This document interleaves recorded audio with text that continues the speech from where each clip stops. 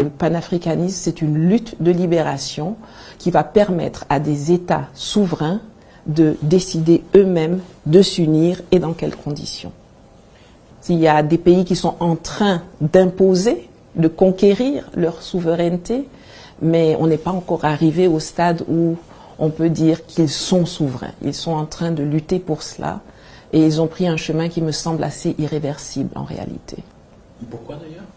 Parce que aujourd'hui, on voit que ce combat est porté par les peuples. Ce n'est pas quelque chose qui émane d'une élite qui l'impose aux populations, mais c'est un besoin qui est venu des populations. Et c'est pour ça d'ailleurs que c'est très difficile de faire chuter ces gouvernements. Pourtant, il y a eu plein d'attaques et plein de manœuvres pour essayer de les faire chuter. C'est très difficile parce que les populations les protègent. Et quand quelque chose émane de la base, c'est difficile de revenir en arrière. Et une fois que les populations sont éveillées, une fois qu'elles sont conscientes des enjeux, une fois qu'elles ont compris quelle était la vision, elles sont prêtes à endurer un chemin difficile, mais à avancer, jamais à reculer. Le colonialisme ne s'est jamais terminé. On fait comme si dans les années 60, il y a eu les indépendances, mais il n'y a pas eu d'indépendance. Il y a juste eu quelqu'un qui a pris son chapeau et qui l'a changé, qui a mis une autre casquette et qui a continué. Moi-même, je pense qu'il y avait une synergie dans le diagnostic et je crois même qu'il y a une synergie dans les solutions que nous voyons à cela, c'est-à-dire la nécessité de changer le système qui ne nous convient plus puisque il y a une minorité occidentale qui essaye d'imposer ses desiderata, sa volonté sur le reste du monde. Et ça fait très longtemps qu'elle le fait sur l'Afrique. Ça fait aussi très longtemps qu'elle essaye de le faire sur la Russie. Alors aujourd'hui, ils se sont attaqués aux deux entités en même temps. Si on veut vaincre définitivement cette minorité unipolaire qui cherche à continuer à dominer le monde, il faut que chaque partie prenante soit forte et puisse se soutenir.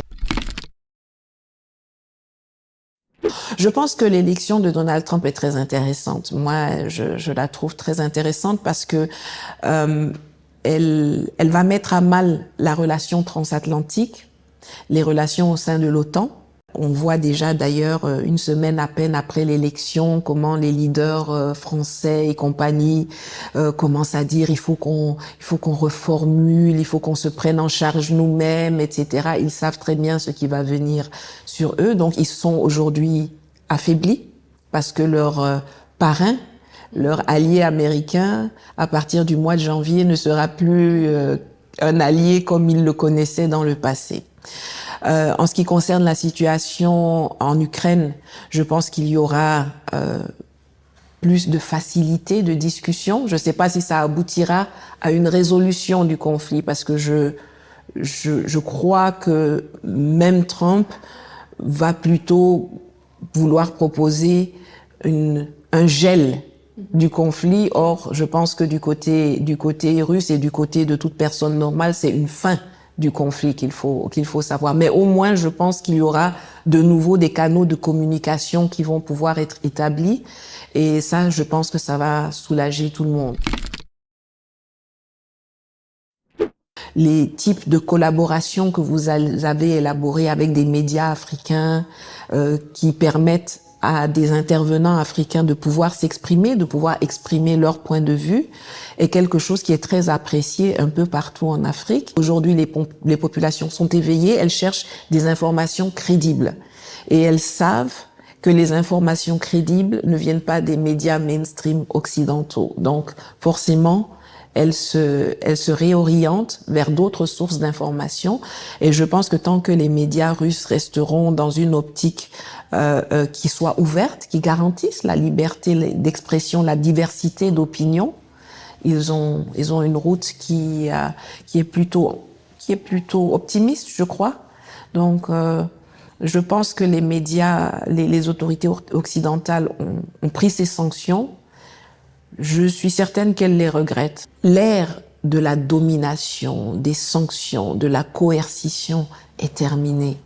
Aujourd'hui, il faudrait que l'Occident fasse preuve de plus de maturité et comprenne que il faut qu'on puisse discuter quand il y a des désagréments. On prend la voie de la diplomatie, on ne prend pas la voie de la force. La liberté d'expression qu'ils essayent d'étouffer, elle ne fait qu'éclater de plus en plus. Plus vous tentez d'étouffer quelque chose, plus ça fait un effet geyser et puis un jour ça explose. Ça ne peut pas marcher. Ils peuvent faire durer l'agonie, mais ils sont en train de mourir.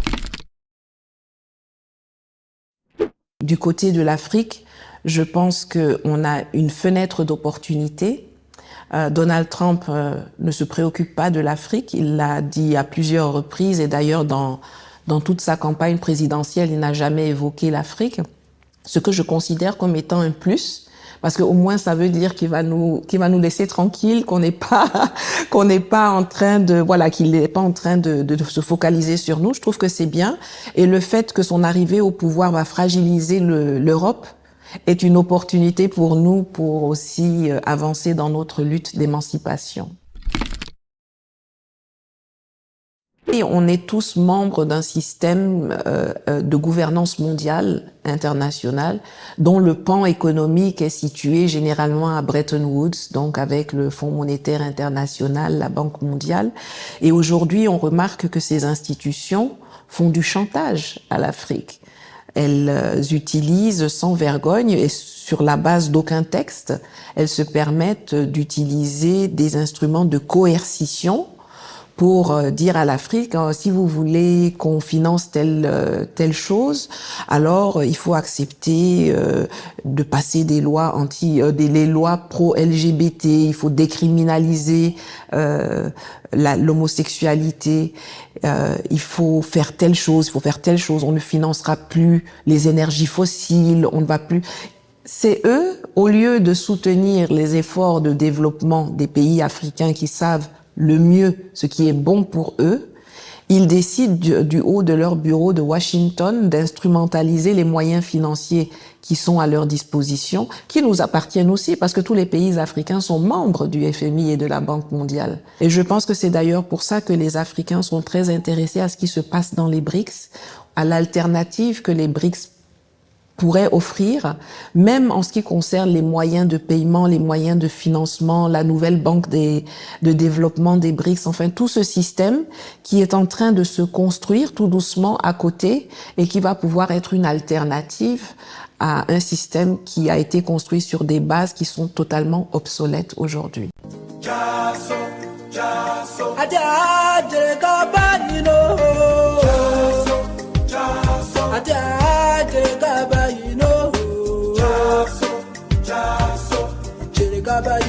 Jerekaba, you know.